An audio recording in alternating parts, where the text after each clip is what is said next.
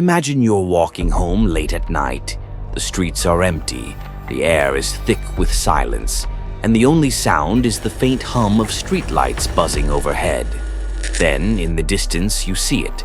An old silver charter bus, its headlights cutting through the darkness, pulling up to the curb as if waiting just for you.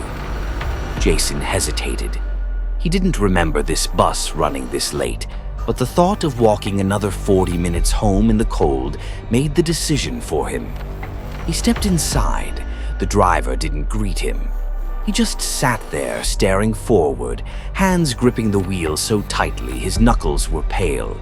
Jason swallowed hard and moved past him. The bus was almost empty, except for one person. A woman sitting in the very back, her face turned toward the window. Her long, dark hair covered most of her features, but something about her presence unsettled him. Jason chose a seat near the middle. The doors hissed shut, and the bus rumbled forward, swallowing him into the night. At first, it was fine, just a normal bus ride, but after a few minutes, Jason realized something was wrong. The route was unfamiliar.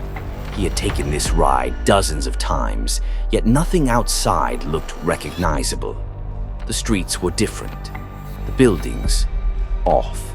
They looked abandoned, hollowed out, like a part of a forgotten city no one visited anymore. A chill ran down his spine. He turned to the woman at the back. She hadn't moved, not an inch, not even the faintest rise and fall of breath. The air inside the bus grew colder. The fluorescent lights flickered, casting long, twisted shadows along the floor. And then, the driver spoke for the first time. Next stop, the final stop. His voice was hollow, raspy, like wind through dead leaves. Jason's stomach twisted. Wait. I think you missed my stop, He called out. The driver didn't respond. The woman at the back shifted.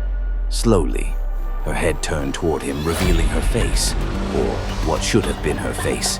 Her eyes were hollow, dark voids that stretched far beyond where they should have ended.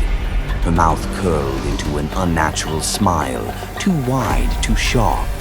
A whisper filled the air, but it didn't come from her. It came from everywhere. The seats, the walls, the floor. Leave, leave, leave. Jason shot up from his seat, heart hammering.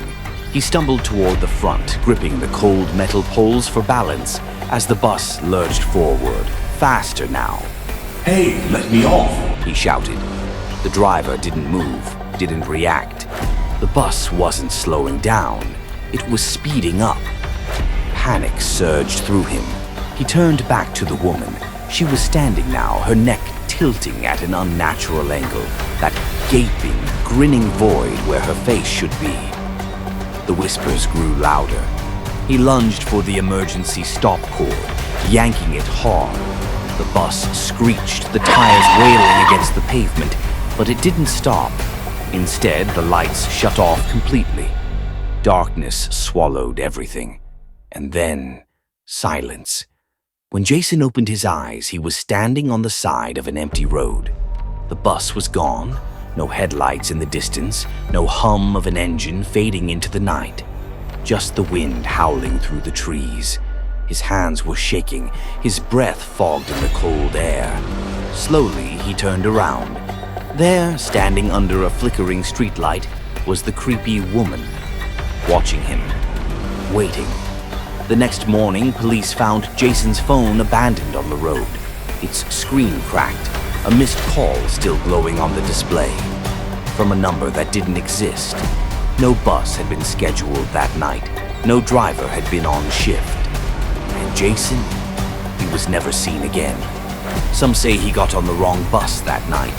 Some say the bus found him. Thank you for checking out Sinister Stories for You channel.